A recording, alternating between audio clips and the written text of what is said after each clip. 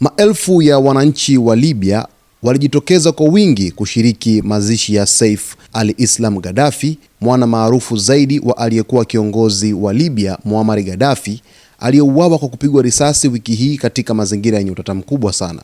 Mazishi hayo yalifanyika siku ya Ijumaa katika mji wa Bani Walid uliopo takriban kilomita 175 kusini mwa mji mkuu Tripoli. Umati mkubwa wa waombolezaji ulionekana kujaa barabarani, wengine wakibeba picha za marehemu na za aliyekuwa kiongozi wa kihistoria wa Libya Muammar Gaddafi, huku wakipaza sauti za huzuni na mshikamano. Takriban miaka 15 baada ya Muammar Gaddafi kupinduliwa na kuuawa katika uasi wa mwaka 2011 ulioungwa mkono na NATO, maelfu ya waaminifu wa familia ya Gaddafi waliungana tena, safari hii kumuaga mwana ambaye kwa muda mrefu alionekana kama mrithi wa kisiasa wa baba yake. Saif al-Islam Gaddafi aliuawa siku ya Jumanne nyumbani kwake katika mji wa Zitan, kaskazini magharibi mwa Libya. Kwa mujibu wa taarifa iliyotolewa na ofisi yake, marehemu aliuawa wakati wa kile kilichoelezwa kama mapambano ya moja kwa moja baada ya watu wanne wasiojulikana kuvamia makazi yake. Taarifa hiyo ilieleza kuwa watu hao walikuwa na silaha na walivunja nyumba yake kabla ya kutokea kwa makabiliano yaliyosababisha kifo chake. Tukio hilo limezua maswali mengi kuhusu hali ya usalama nchini Libya, hususan kwa watu wanaohusishwa na siasa za ngazi ya juu. Kwa upande wake, ofisi ya mwanasheria mkuu wa Libya imethibitisha kuwa wachunguzi na madaktari wa uchunguzi wa maiti walikagua mwili wa Saif al-Islam Gaddafi mwenye umri wa miaka 53 na kubaini kuwa alifariki kutokana na majeraha ya risasi. Ofisi hiyo imesema uchunguzi unaendelea ili kuwatambua na kuwakamata wahusika wa mauaji hayo. Katika mazishi hayo, hisia za huzuni, hasira na kumbukumbu za historia zilichanganyika. Baadhi ya waombolezaji walimtaja Saif al-Islam Gaddafi kama ishara ya matumaini yaliyopotea, huku wengine wakimwona kama mhimili wa urithi wa kisiasa wa familia ya Gaddafi.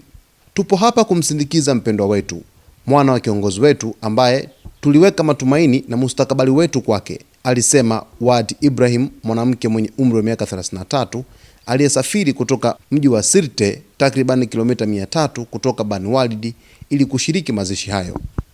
Saif al-Islam Gaddafi aliwahi kuelezwa kama waziri mkuu wa vitendo chini ya utawala wa baba yake uliodumu kwa zaidi ya miaka 40.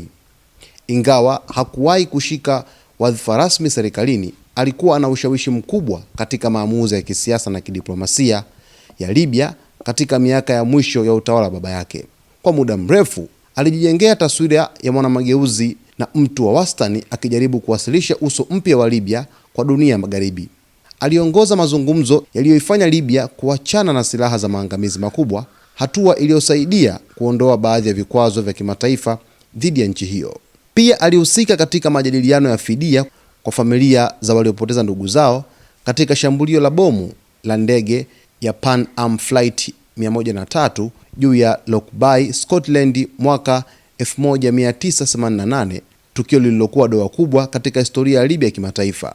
Hata hivyo, taswira hiyo ya mwanamageuzi iliporomoka mwaka 2011 pale alipojitokeza hadharani na kuonya juu ya miito ya damu, akijibu maandamano ya wananchi yaliyogeuka kuwa uasi mkubwa. Kauli hiyo ilimgeuza kutoka kuwa uso wa mageuzi hadi kuwa ishara ya ukandamizaji kwa ukosoaji wake. Baada ya kuanguka kwa utawala wa Muammar Gaddafi, Saif al-Islam alikamatwa mwaka 2011 kwa hati ya kukamatwa iliyotolewa na mahakama ya kimataifa ya jinai ICC, akikabiliwa na tuhuma za uhalifu dhidi ya binadamu. Hata hivyo, kesi yake iliendelea kuwa chanzo cha mvutano wa kisheria na kisiasa kwa miaka kadhaa. Mwaka 2021 alirejea tena kwenye ulingo wa siasa na kutangaza nia ya kugombea urais wa Libya.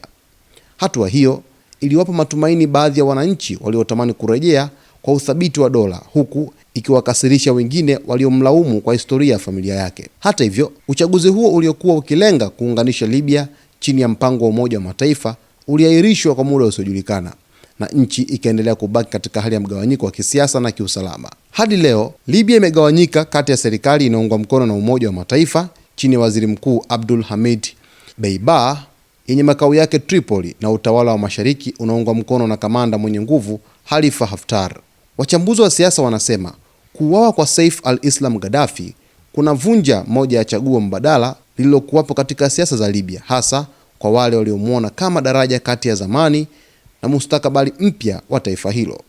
Tukio hilo limetokea chini ya wiki moja baada ya taarifa za mkutano uliofanyika Januari 28 katika ikulu ya Elysee nchini Ufaransa, uliowakutanisha mwana wa Khalifa Haftar na washauri wa waziri mkuu Dbeibah, mkutano uliotajwa kama sehemu ya juhudi za kimataifa kutafuta mwelekeo mpya wa kisiasa kwa Libya. Kadri mazishi ya Saif al-Islam Gaddafi yakihitimishwa, swali kubwa linalobaki ni je, kifo chake kitazidisha mpasuko wa kisiasa nchini Libya au kitakuwa kichocheo cha mazungumzo mapya ya maridhiano? Kwa sasa majibu bado hayajapatikana, lakini kilicho wazi ni kwamba kwa wafuasi wake Saif al-Islam Gaddafi amezikwa kishujaa, huku historia ya Libya ikiendelea kuandikwa kwa sura ya majonzi, matumaini na sintofahamu.